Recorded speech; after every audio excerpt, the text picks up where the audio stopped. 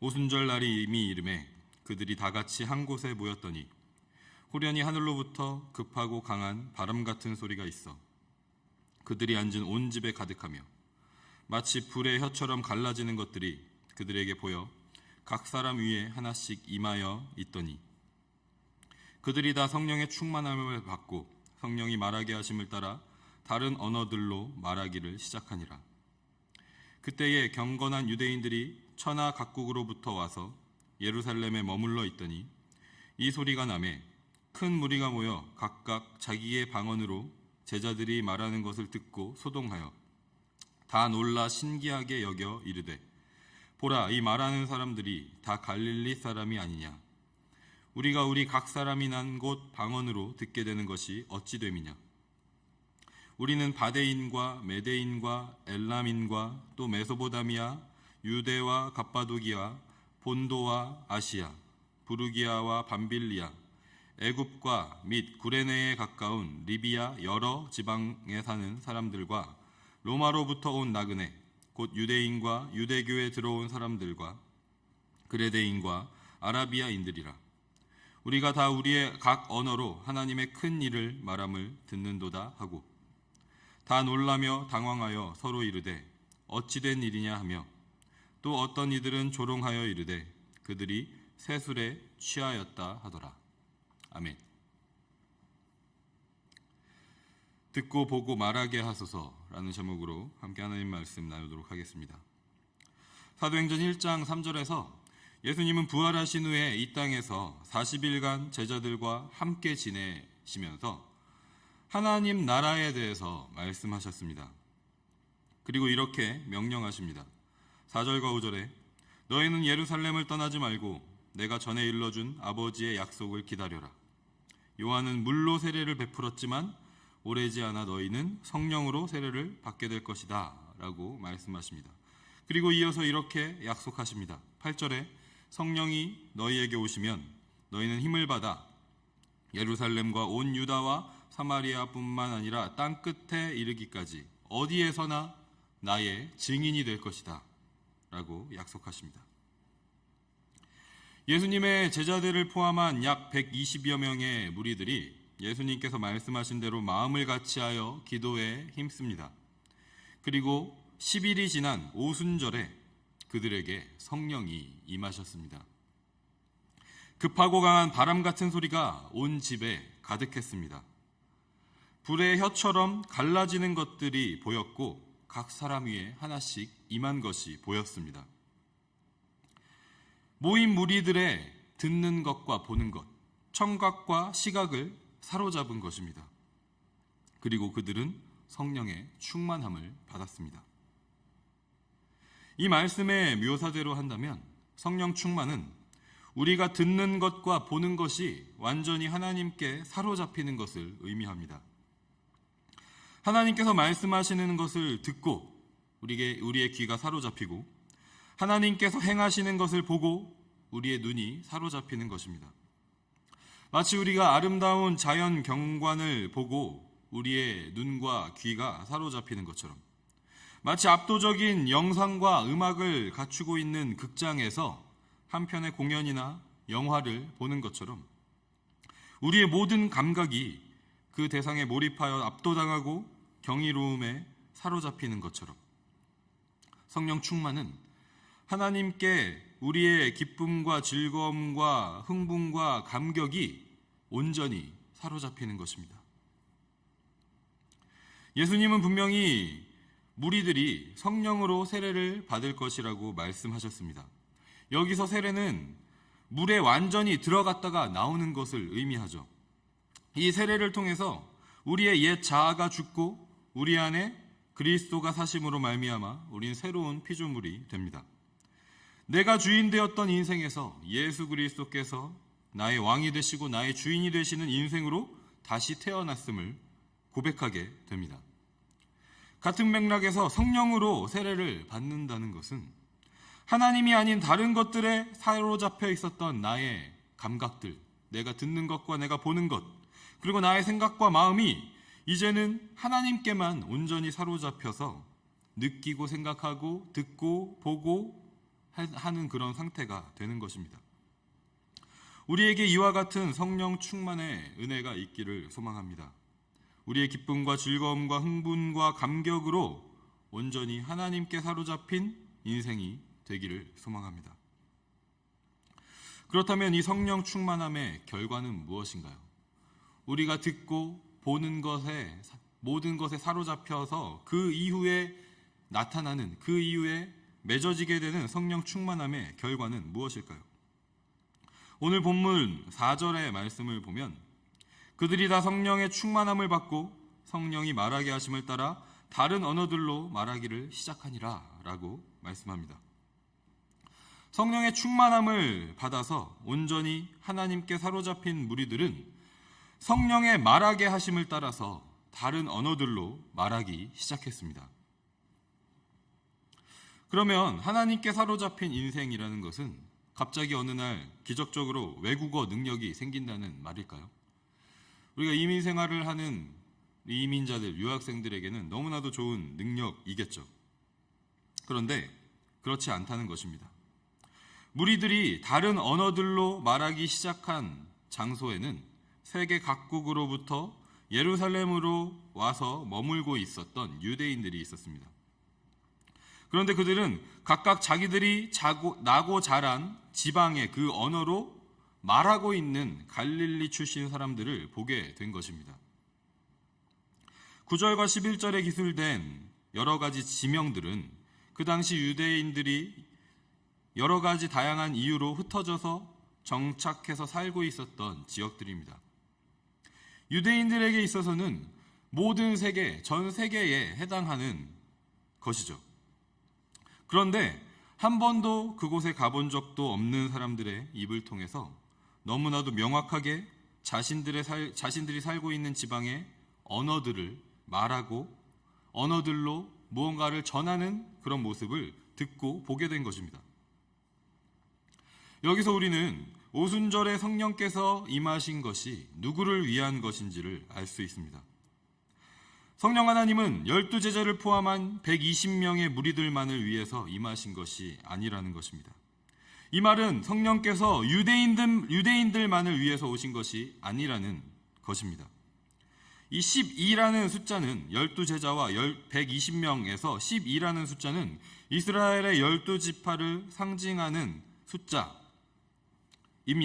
그래서 이 숫자의 상징성을 강조하기 위해서 누가는 사도행전 1장에서 이 숫자를 계속해서 부각시키고 있어요.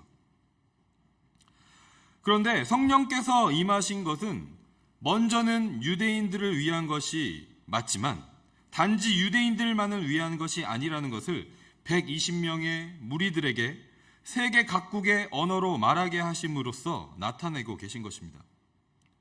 성령께서는 온 세계를 위해서 임하셨습니다.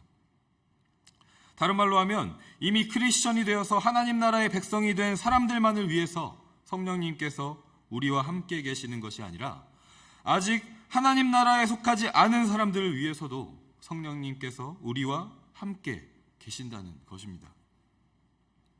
120명의 무리들에게 임하셨던 것처럼 성령님께서 지금 우리와 함께 계시는 것입니다. 이것이 단지 우리 자신만을 위한 것이 아님을 분명히 우리가 깨닫기를 원합니다. 성령의 충만함을 입어서 나의 삶에 나의 기도와 나의 간구가 이루어지고 응답받고 하는 것이 아니라 우리 자신만을 위해서 성령께서 우리와 함께 하시는 것이 아니라 성령님께서 우리와 안에 충만하게 거하시는 것은 우리가 생각하는 그런 좁은 차원의 일이 아니라는 것을 우리가 깨닫고 나아가야 할 줄로 믿습니다.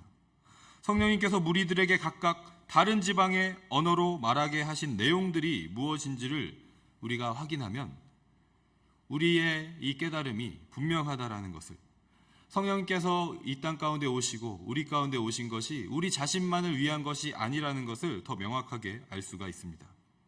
오늘 본문 11절에 우리가 다 우리의 각 언어로 하나님의 큰 일을 말함을 듣는도다. 성령님께서 말하게 하신 내용은 하나님이 행하신 큰 일에 대한 것이었습니다. 그것은 오늘 본문 이후에 베드로의 설교를 통해서 우리가 명확하게 알 수 있듯이 하나님이 행하신 큰 일은 예수 그리스도의 부활입니다. 2장 32절 말씀을 보면, 그리고 33절, 이어서 36절 말씀을 보면 베드로가 이렇게 고백합니다. 설교하면서 이렇게 고백하죠.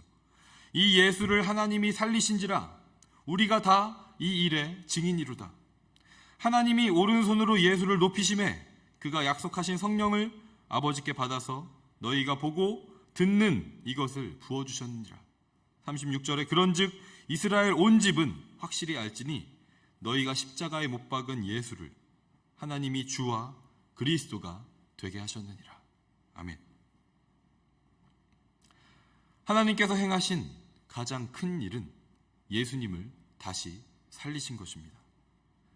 예수님이 다시 살아나셨다는 것은 그분이 곧 하나님이시며 우리의 주인이시며 메시아, 우리의 왕, 우리의 제사장, 우리의 선지자라는 뜻입니다. 부활하신 예수 그리스도는 그것을 목격한 120명의 무리들에게 약속하신 대로 성령을 부어주셨는데, 그 이유는 바로 하나님의 큰일, 곧 예수 그리스도의 부활, 그분이 만왕의 왕, 만주의 주, 구원자가 되신다는 것을 전하게 하시기 위해서, 증인이 되게 하시기 위해서 성령께서 이 땅에 오신 것입니다. 이 오순절 성령의 임재가 그래서 교회의 시작이 되고 목적이 되는 것입니다. 2000년 전에 일어난 이 사건이 지금도 동일하게 우리의 시작이고 우리의 목적인 줄 믿습니다. 창세기 11장 4절을 보면 온 땅의 언어가 하나였을 때 사람들이 성읍을, 도시를 쌓고 탑을 건설해서 그 탑 꼭대기를 하늘에 닿게 해서 자신들의 이름을 알리고 온 지면에서 우리가 흩어짐을 면하자라고 고백합니다. 그들의 창조자이시고 주인이신 하나님을 배제하고 자신들만의 성읍, 자신들만의 도시를 건설함으로써 스스로를 지킬 수 있다고 생각했습니다. 그리고 하늘에 닿을 듯한 탑을 건설해서 하나님의 이름이 아닌 자신들의 이름을 높이고자, 알리고자 했습니다. 이때 하나님은 온 땅의 언어를 혼잡하게 하시고 사람들을 온 지면에 흩어 버리심으로써 그들의 어리석은 계획을 무산시키십니다. 오순절 성령의 임재는 바로 그때 그 바벨탑 사건으로 인해서 깨어진 하나님과의 관계를 온전히 회복한 사건인 줄 믿습니다. 성령께서 임하심으로 말미암아 하나님이 아닌 다른 것에 사로잡혀서 그것을 의지하고 그것을 통해서 우리가 스스로를 보호할 수 있는 존재라고 믿었었던, 그리고 우리의 이름을 알리고자 전하고자 했었던 우리들을 온전히 하나님께만 사로잡혀서 성령의 말하게 하심을 따라 예수 그리스도의 부활하심, 그분의 우리의 주인 되심, 우리의 하나님 되심, 우리의 구원자 되심을 증거하는 증인이 되게 하신 것입니다.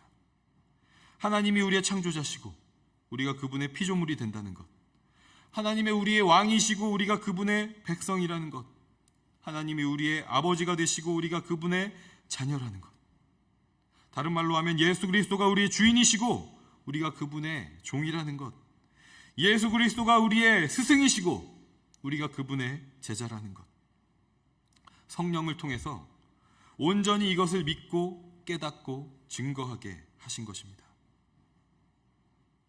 성령 충만함을 받으면 우리의 입술이, 우리의 말이, 우리의 언어가 달라집니다. 이것은 매우 중요합니다. 왜냐하면 말이 곧 능력이기 때문입니다. 하나님께서 말씀으로 세상을 창조하셨듯이 말은 내가 어떤 세상에 살고 있는지를 정의하고 표현합니다.